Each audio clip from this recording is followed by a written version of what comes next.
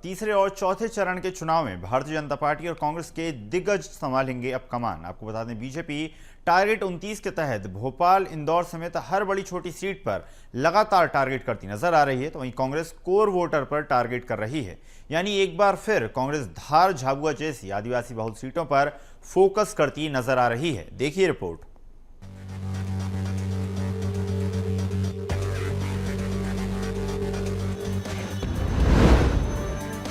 BJP का target all out,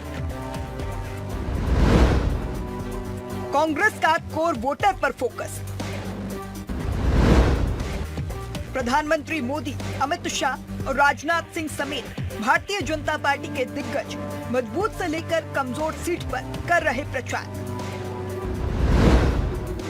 Rahul, Priyanka समेत कांग्रेस के दिग्गजों का कोर वोटर और मजबूत इलाकों पर फोकस। प्रधानमंत्री मोदी जबलपुर, भोपाल, सागर और होशंगाबाद समेत आधा दर्जन सीटों पर कर चुके हैं प्रचार। राहुल, प्रियंका आदिवासी बाहुल्य सीटों और ग्वालियर, चंबल तक सीमित। लोकसभा चुनाव के रण में भारतीय जनता पार्टी और कांग्रेस दोनों ही अपनी संभावनाओं को देखते हुए चुनावी प्रचार में लगे हुए हैं। 2 चरणों में 12 मत और 2 चरणों में 17 सीटों पर, यानी कि लगभग आधा चुनाव हो चुका है। चुनावी दंगल में भारतीय जनता पार्टी और कांग्रेस के दिग्गज भी अपना जोर आजमाते हुए नजर आ रहे हैं। दिग्गजों को लेकर दोनों ही पार्टियों की अपनी अपनी अलग रणनीति है, लेकिन कहीं न कहीं भारतीय जनता पार्टियों के दिग्गजों के दौरे उसकी रणनीति और मंशा क्लीन स्वीप की साफ कर देते हैं। प्रधानमंत्री नरेंद्र मोदी से लेकर शाह, नड्डा और राजनाथ समेत अन्य स्टार प्रचारक मजबूत से लेकर कमजोर सीट तक प्रचार प्रसार पर पहुँच रहे हैं। एमपी में मोदी शाह की जोड़ी की हुंकार। प्रधानमंत्री नरेंद्र मोदी के दौरे, 7 अप्रैल को जबलपुर में रोड शो।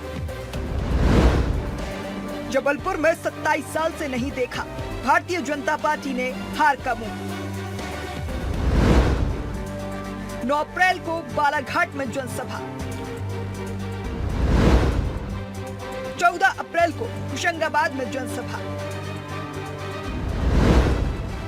10 में से 8 लोकसभा चुनाव में भारतीय जनता पार्टी का रहा बोलबाला।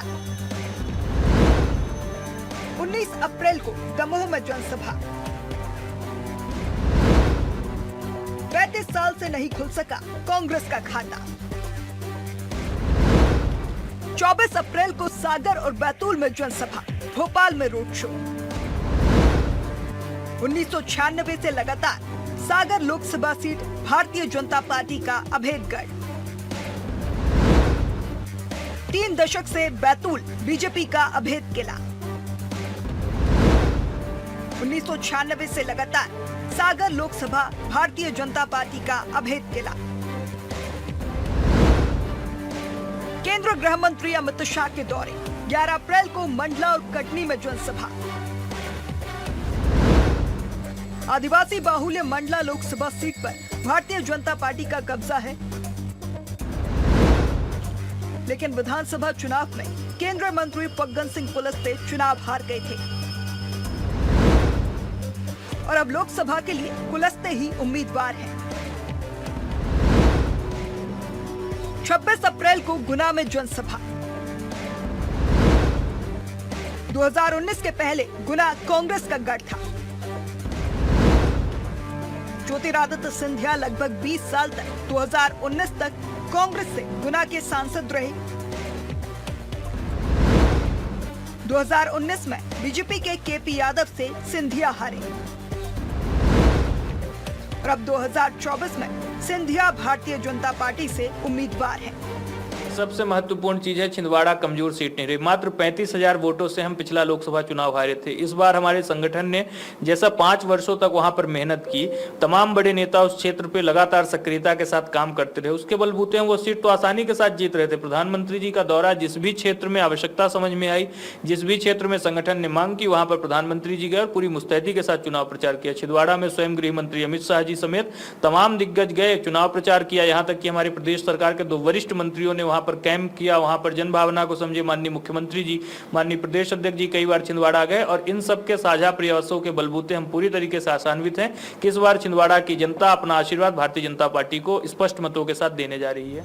वहीं कांग्रेस पार्टी की पूरी रणनीति विधानसभा चुनाव के आधार पर बनी है। ऐसे में पार्टी उन क्षेत्रों में ज्यादा सक्रिय है जहां विधानसभा में संतोषजनक परिणाम मिले थे। इसी लिहाज से पार्टी ने दिग्गजों के दौरे भी तय किए हैं। राहुल प्रियंका से लेकर खड़गे तक कांग्रेस के दिग्गज ग्वालियर, चंबल और आदिवासियों के बीच ज्यादा दिखाई दे रहे हैं। एक तरफ आदिवासी वोटर्स कांग्रेस का परंपरागत वोट बैंक माना जाता है, तो वहीं ग्वालियर चंबल में कांग्रेस पार्टी को विधानसभा चुनाव 2023 में प्रदेश भर में सबसे मुफीद नतीजे मिले थे। विधानसभा चुनाव में कांग्रेस को कुल 65 सीटें हासिल हुई थी, जिनमें से 15 केवल ग्वालियर चंबल में ही कांग्रेस को मिली। इसीलिए कांग्रेस पार्टी को अब लोकसभा चुनाव में ग्वालियर चंबल से आश्वासन दिख रहा है। ग्वालियर, चंबल और आदिवासियों के बीच राहुल प्रियंका। पूर्व राष्ट्रीय अध्यक्ष राहुल गांधी के दौरे, 8 अप्रैल को सिवनी में जनसभा, 30 अप्रैल को भिंड में जनसभा। राष्ट्रीय महासचिव प्रियंका गांधी के दौरे, 2 मई को मुरैना में करेंगी जनसभा। दौरे राजनीति में होते हैं, लेकिन जिनको 29 में से 29 सीटें जीतने की बात करने वालों को क्यों बार बार मध्य प्रदेश के दौरे करने पड़ रहा है? कहीं न कहीं डर का माहौल है और कहीं न कहीं वो लोग अपने नाम पे चुनाव लड़ रहे हैं। सांसद जो यहाँ मध्य प्रदेश के अंदर हैं, उनके खिलाफ विरोध है। जो विधानसभा के बाद जो सरकार बनी है उसके खिलाफ विरोध है। उस विरोध को कम करने के लिए केंद्र से बार बार नेताओं को बुलाना पड़ रहा है, क्योंकि भारतीय जनता पार्टी की जो प्रदेश इकाई है उसके हाथ पांव फूले हुए हैं, उनसे चुनाव मैनेजमेंट हो नहीं पा रहा है। इसीलिए अपने दम पे नहीं, वो केंद्र के जो नेता हैं उनके दम पे चुनाव लड़ना चाह रहे हैं। और कहीं ना कहीं मध्य प्रदेश की जनता ये समझ चुकी है, क्योंकि इनकी गारंटियां फेल हो चुकी हैं, इसलिए वो दिल्ली से बुलाकर अपनी नई नई गारंटियां देना चाह रहे हैं।